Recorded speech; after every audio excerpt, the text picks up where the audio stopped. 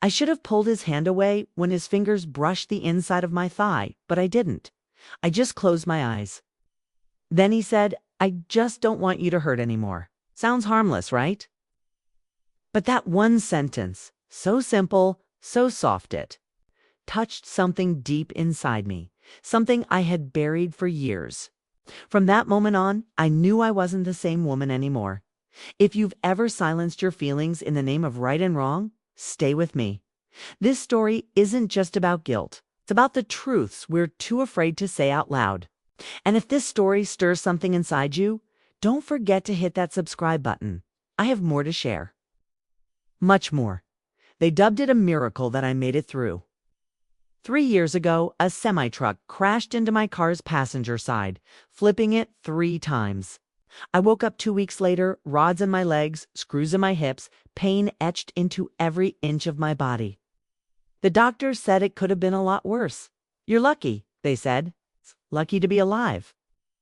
But when you can't feel your legs and need help just to sit up in bed, that word lucky turns bitter. I lost more than just movement. I lost the woman I once was. Mornings became silent. My body felt like a stranger. What do I see when I look in the mirror? An unfamiliar face. I turned into someone others felt sorry for. They whispered about me in grocery stores.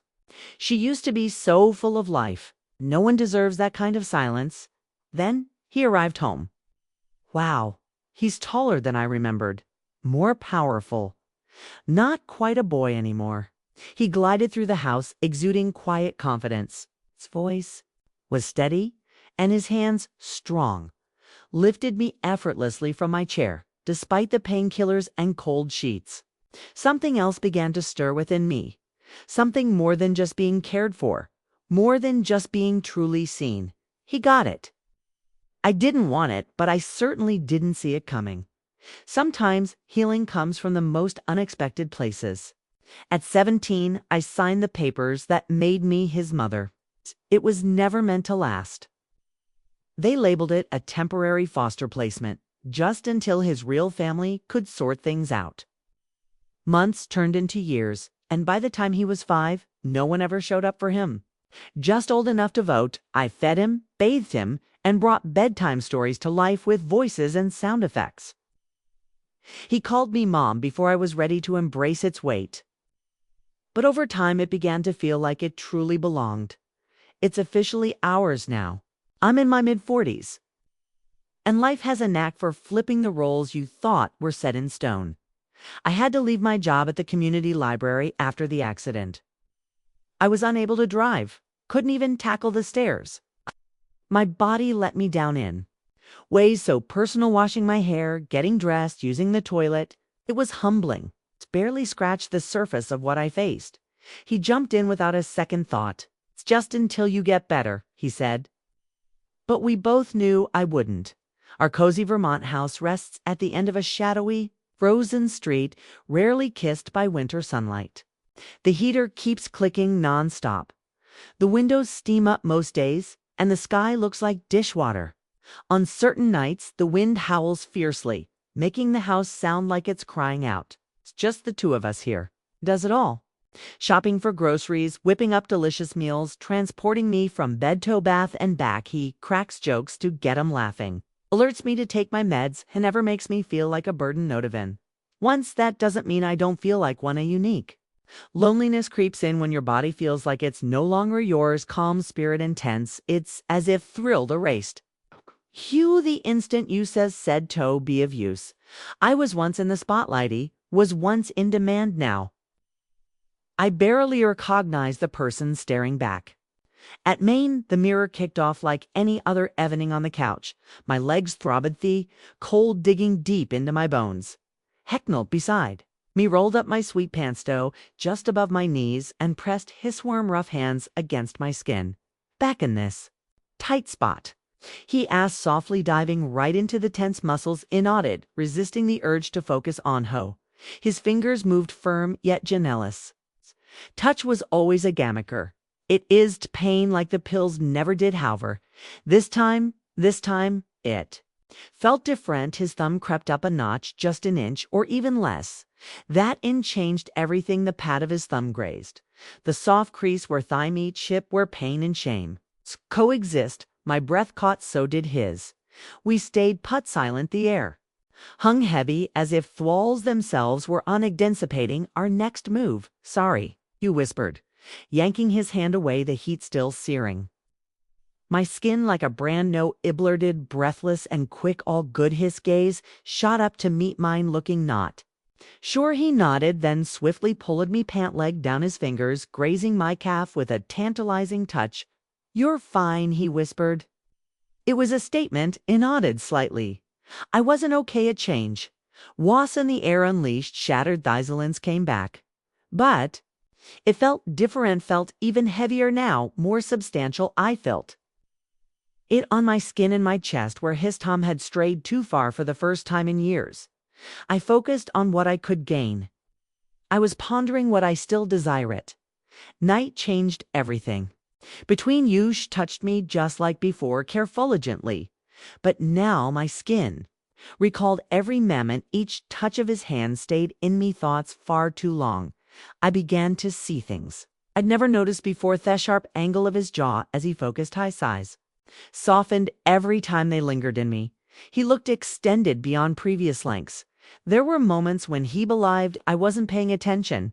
One morning he helped me out of bed just like he always did, arms cradling my back, gentle and cautious. As I leaned in, his hand grazed mine just a touch, and we both stayed right there. It was just nothing, just a second, or even less. I felt it.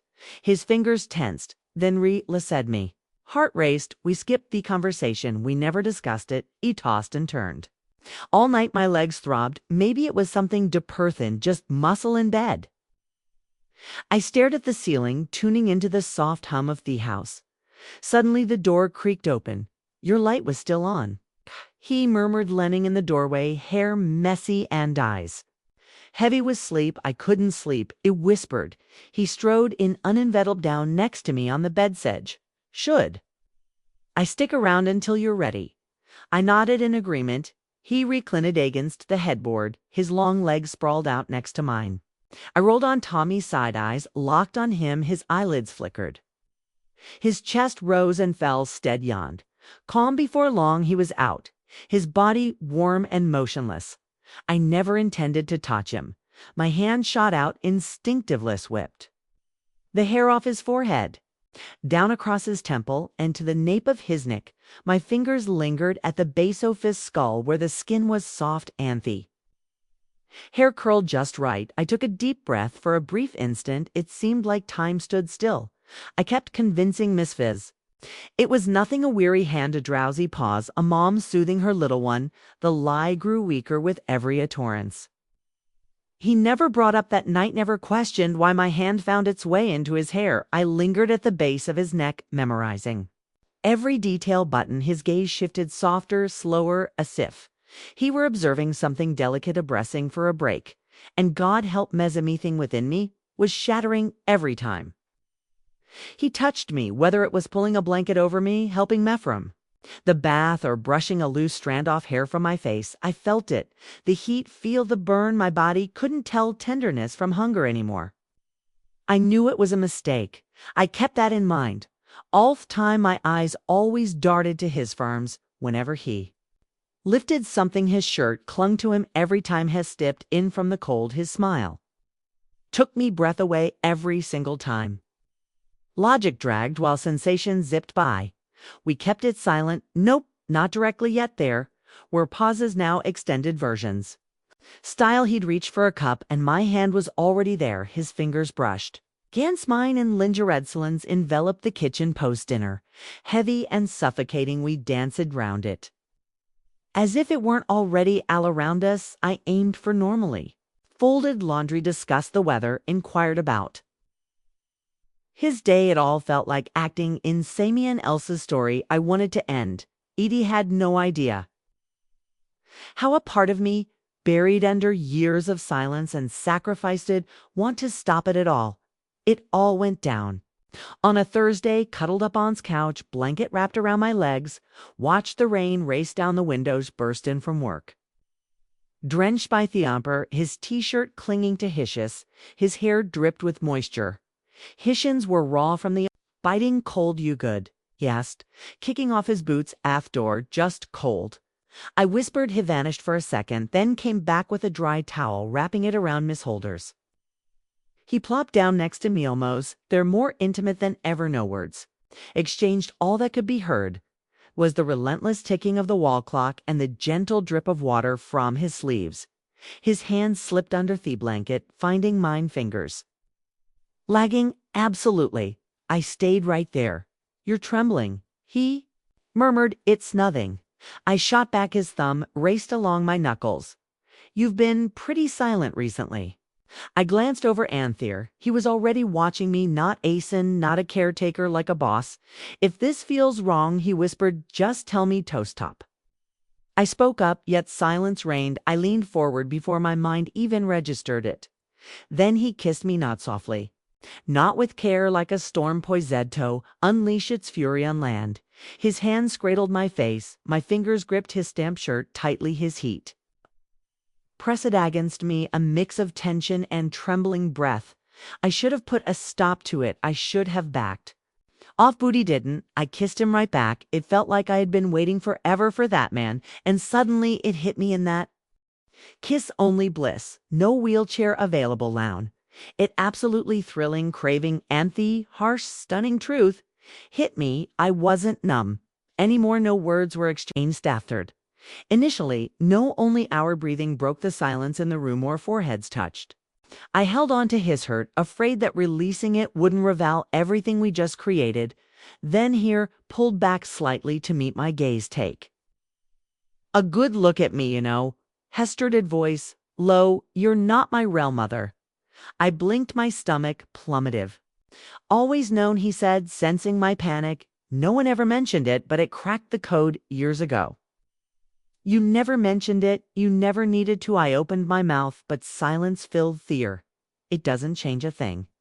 He shot back, not my thing. This wasn't confusion, just. So this was strength. I didn't kiss you out of loneliness or confusion. He breathed out, his fingers grazing my cheek. I kissed you because I've loved you forever, not in a motherly way. As my savior, the one person who truly made me feel significant. My throat constricted. I always knew deep down that he wasn't my blood. Hearing it out loud, calm and clear, shifted something within me. It felt like Theffler beneath us had tilted just a bit. I remained his mom. The world recognized USA's such, but the bloodlines that on-systemed like walls suddenly opened up like doors. I should have felt free, yet all I felt was an even heavier guilt love.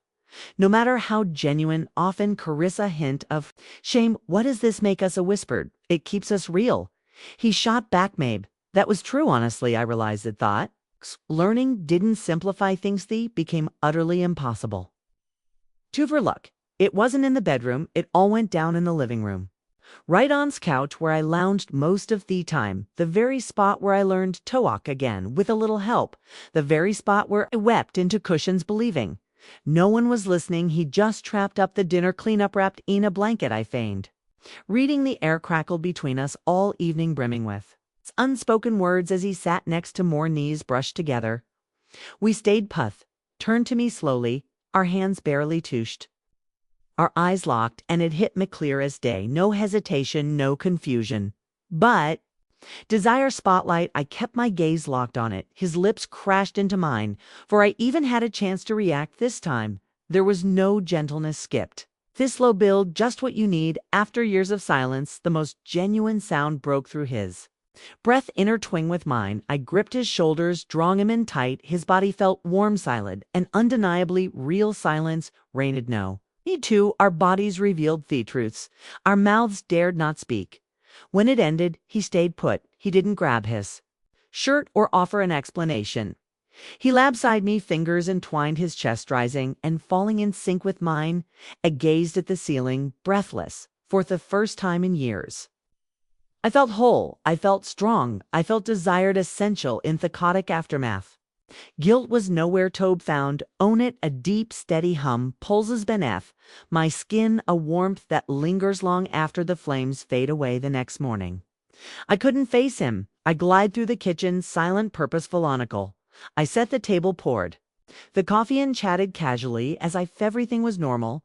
My hands shook as I handed him the butter. Thanks, I said quickly as he passed me the plate. That's the third time you've said it, he remarked quietly.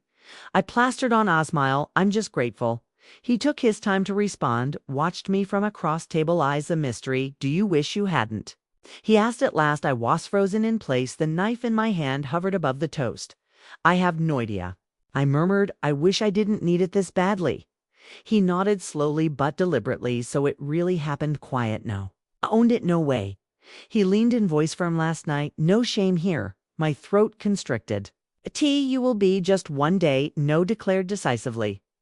No way, but yeah, will. That's the real pain. I glanced up, locking eyes with him at last. In his eyes, I saw it all: defiance, hope, fear, potion. It shattered something within me once more. What does this mean for us? I inquired. Real, he declared, perhaps a bit too real. At the grocery store, folks still call me brave. What a powerhouse, Iffy! Exclaim. Absolutely dedicated. That boy of yours is lucky to have you as his mom. I grin, I nod, thanks to them, then head home to the boy who's no longer just a boy, not truly mine. Not by blood, not how the world sees it. We whip up dinner together at home. Fold that laundry, give the plants a drink. We lead a serene life hidden behind closed curtains. And friendly smiles, enthemements in between the fleeting glance, is the table. Our hands brushing in hallway. The warmth of his body against mine after the world falls silent. There's something more. Something both avoid naming. Everyone thinks they know our story. They absolute license. They witness commitment. They witness sacrifice. They miss the night's quietude, the fire we buried beneath duty on denial. We know maybe that's all one need. When he grips my hand in public, it's a firm reminder I'm not alone. What share is ours? Need anything else? From store, what's up? He asks as we head to the car. No, I whisper, my fingers entwined with his. I have all I need. Deft. Story ignited a spark in you. Embrace it, dive in, and explore, experience it. If it changed your view on love, even for a moment. Subscribe now. I've got more stories too. Share some secrets are just waiting to be shared.